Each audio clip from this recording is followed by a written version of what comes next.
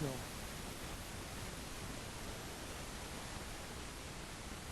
Se você está com algum problema de saúde, físico, não tem problema, você pode pegar uma cadeira, mas está tudo bem com você, você é jovem.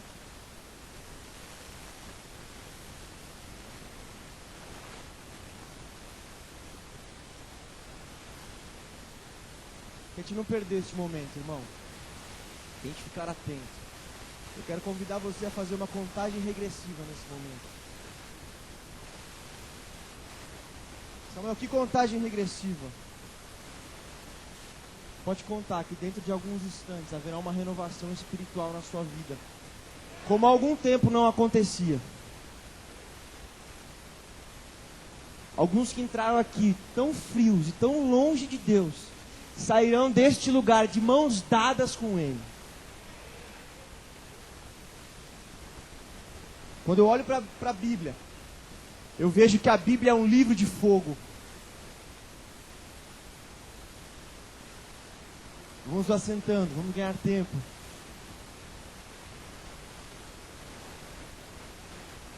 Sabe, eu não faço ideia de como está a sua vida espiritual. Quando eu olho para um grupo grande como esse, eu sei de pessoas que estão bem com Deus, mas sei de pessoas que nem queriam estar aqui.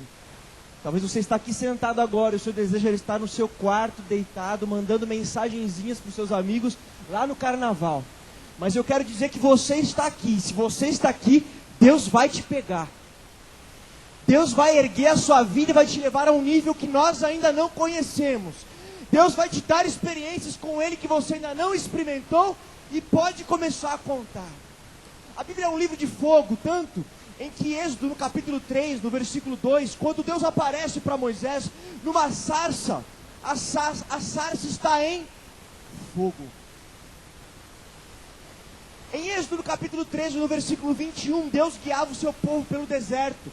Durante o dia Ele guiava com uma coluna de fumaça, mas durante a noite com uma coluna de fogo.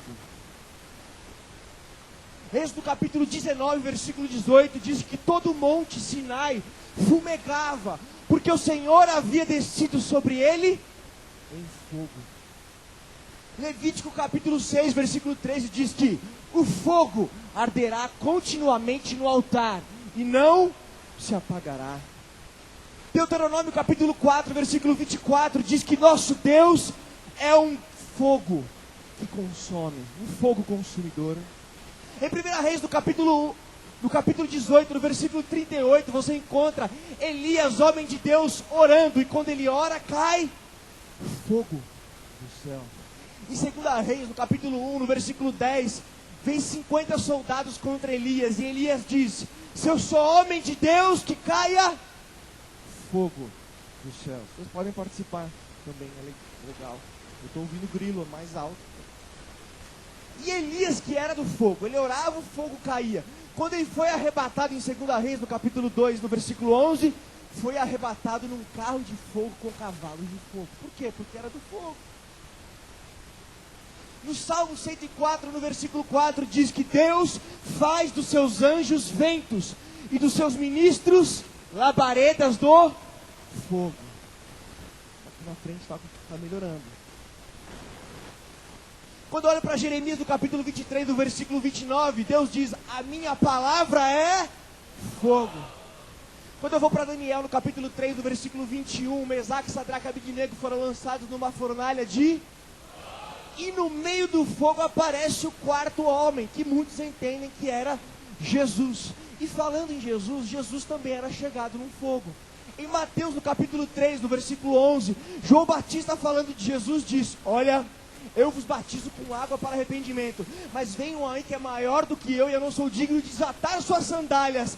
Ele vos batizará com o Espírito Santo e com fogo.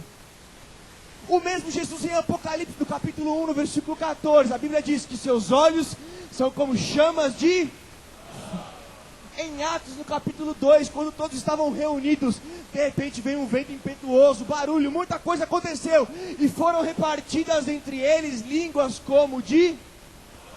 Ora, se Deus é fogo, se sua palavra é fogo, se Jesus, seus olhos são como fogo, como é que você, cristão, nesta era, quer ser um cristão boneco de neve, de tão gelado que é? Os seguidores de Jesus não podem ser frios espiritualmente. Seguidores de Jesus são pessoas aquecidas, porque é impossível seguir Jesus, que é fogo, e não ser alcançado por este calor. Então eu me pergunto, por que muitos de nós estão tão gelados nesse momento? Por que muitos de nós estão tão envolvidos com o mundo, que quando entram num culto como esse, mal conseguem adorar a Deus? Olham mais para o relógio para ver a hora que termina, do que para a Bíblia, para meditar na palavra de Deus. O que está acontecendo conosco, que deveríamos expressar este fogo de Deus, que está presente em toda a Bíblia, mas a única coisa que conseguimos expressar para a nossa geração se chama religiosidade. A única coisa que conseguimos mostrar para a nossa geração é trabalho humano, obra das mãos dos homens, um culto organizado. Há dias que nós não estamos bem, há dias em que as coisas não estão tão fáceis, e eu às vezes me pergunto para Deus: Deus, o Senhor já trabalhou durante a história com cada gigante da fé. O que me faz pensar que Deus quer trabalhar comigo? O que me faz pensar que agora Deus me quer como seguidor? Deus já teve Abraão como seguidor, Deus já teve José como seguidor, Deus já teve Davi como seguidor, Deus já teve Paulo como seguidor. O que me faz pensar e o que te faz pensar agora que nós seremos seguidores? Que nós vamos ocupar esse espaço ocupado por estes. Quando eu olho para Abraão, eu vejo o pai da fé, aquele que saiu de sua parentela, saiu de suas terras, e foi para um lugar que ele não conhecia. Alguém que chegou a colocar o seu filho para ser sacrificado. De tanto que ele priorizava a Deus, e Deus impediu que aquela situação ocorresse, mas ele faria. Olha que fé, olha que homem tremendo de Deus. Quando eu olho para José, que apesar de ser traído por seus irmãos, vendido por seus irmãos, quando tem a chance de se vingar deles, não se vinga, perdoa. Que nível de homem é esse, que é fiel na casa de Potifar, mesmo quando uma mulher se atira em cima dele, e ele estando tanto tempo sozinho, mais tempo sozinho do que você, que de repente está chorando aí. Quando eu olho para Davi, vejo o homem segundo o coração de Deus, um homem corajoso, que quando todo o exército de Israel sucumbiu e ficou amedrontado, ele se levantou e disse: quem é este incircunciso, que não tem pacto com o nosso Deus? Eu tenho pacto com Deus, eu luto com ele. De todo um exército, apenas ele viu que a questão era espiritual. Quando eu olho para Paulo, aquele que levou o evangelho a lugares antes desconhecidos, a lugares em que seria praticamente impossível se alcançar. Ele foi de cidade em cidade, de lugar em lugar, sofrendo, apanhando, levando pedrada, navio afunda, tudo acontecendo, e ele vai. Quando eu vejo estes homens, o que me faz pensar que Deus quer trabalhar comigo ou com você? Só que algo estranho acontece, porque o tema do acampamento está baseado num livro, num versículo que diz: disse Jesus, se alguém quiser, sem colocar outros requisitos, ele usa uma palavra, alguém. Sabe o que acontece, meu irmão? Abraão era homem de Deus, mas era homem. Davi era homem de Deus, mas era homem. José era homem de Deus, mas era homem. Paulo era homem de Deus, mas era homem. É bem da verdade que Abraão foi um grande homem de Deus, mas ele tinha falhas também.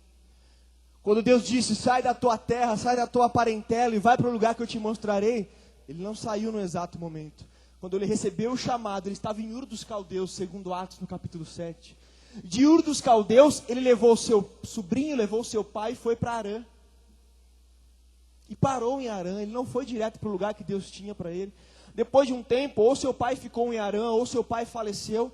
Aí ele saiu de Harã, mas ainda não saiu da sua parentela, levou o seu sobrinho Ló. Só depois, em Neguebe, que ele se separa de seu sobrinho Ló e vai para o lugar que Deus tinha para ele. Por quê? Porque ele era homem de Deus, porém ele era homem de Deus, porém ele era. Quando eu olho para José, eu vejo um homem de Deus, mas eu vejo um homem. Fez coisas extraordinárias, mas em Gênesis, no capítulo 37, no versículo 2, diz que José levava uma má fama de seus irmãos para o seu pai. Samuel, como é que chama isso? Fofoquinha. Era homem de Deus, era, mas era homem. Quando eu olho para Davi, homem de Deus, Deus confirmou várias vezes, é o homem segundo o meu coração. Mas você percebe diversos pecados. Pecados de adultério, pecados de homicídio. Em 2 Samuel 24, pecados de orgulho. Por quê? Era homem de Deus, mas era... Quando eu olho para Paulo, eu vejo um homem tremendo de Deus. Talvez o mais admirado personagem bíblico depois de Jesus. Mas ele mesmo fala em Romanos capítulo 7, versículo 19. Olha, o bem que eu quero fazer, esse eu não consigo fazer. E o mal que eu não quero, esse eu faço. Porque Paulo era homem de Deus, porém ele era... Aí eu começo a entender porque Jesus disse, se alguém quiser. Aí eu começo a entender que mesmo eu, com as minhas dificuldades, com os meus pontos que eu preciso sarar, com os pecados que eu preciso me arrepender e me restaurar, mesmo assim eu estou incluído no chamado de Deus.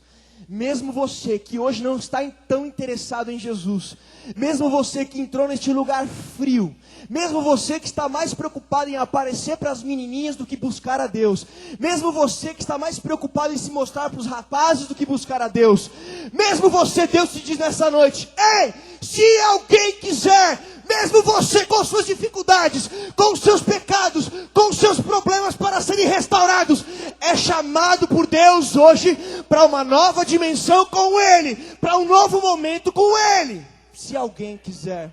E quando Jesus disse isso, não era qualquer época. Jesus não vivia numa época em que qualquer pessoa poderia buscar a Deus. Jesus vivia numa época em que as pessoas eram excluídas. As mulheres eram excluídas. É mesmo, Samuel? Sim, para você ter uma ideia. Na época de Jesus, os rabinos discutiam se as mulheres tinham alma. E a alma é responsável pelo sentimento. Vamos discutir aqui então se as mulheres têm sentimento. Sabe o que eles diziam? Que era melhor queimar a lei do que ensiná-la para uma mulher. Sabe como os homens oravam na sinagoga? Levantavam as mãos. Deus, eu te bendigo porque tu não me fizeste uma mulher. E você, irmãzinha, fica quieta diante de uma situação dessa, em vez de dar um glória a Deus para o seu Jesus que mudou essa situação. Samuel, Jesus mudou isso. Pode bater palmas, mulheres.